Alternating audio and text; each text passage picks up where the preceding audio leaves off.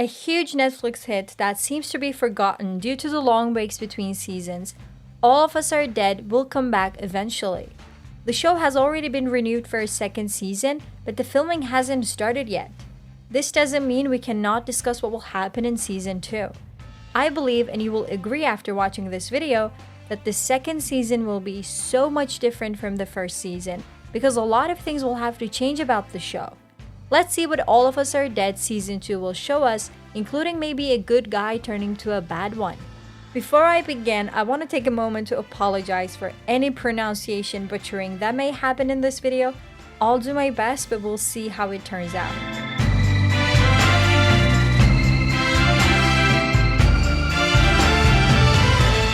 Although a lot of the characters on the show died in the first season, we know for sure that Namra's return and what really happened to Cheong-san will be two important plot points. Yet, it is reasonable to say that season 2 will be nothing like the first one. First of all, the high school where the most of season 1 took place was destroyed at the end. The military bombarded the school along with a great portion of the city in the hopes of preventing the outbreak from spreading to other regions. The scene where we saw the school being destroyed was one of the most emotional scenes of the show, especially considering a whole season focused on characters trying to survive inside that building. Perhaps the most interesting part about the show was seeing the characters being stuck in a singular building and watching their moves for 10 hours. Yes, there were a couple of small time skips, but the rest of the scenes made it feel like we were watching everything in real time. The school had become a part of the show's identity. Now, the signature location of season 1 is gone. I don't know if you were aware, but the show is based on a webtoon called Now at Our School, and season 1 already covered most of the webtoon. I would say the show did not need a second season, as now it will have to change its main location, it will have to add a lot to the source material, which is usually never good news. Yet, since the second season is already happening, let's see what could happen there. All of Us Are Dead season 2 will have to be different from season 1 and the source material. The main premise that worked in season 1 will no longer work since the school cannot be replicated. The show will have to reinvent itself.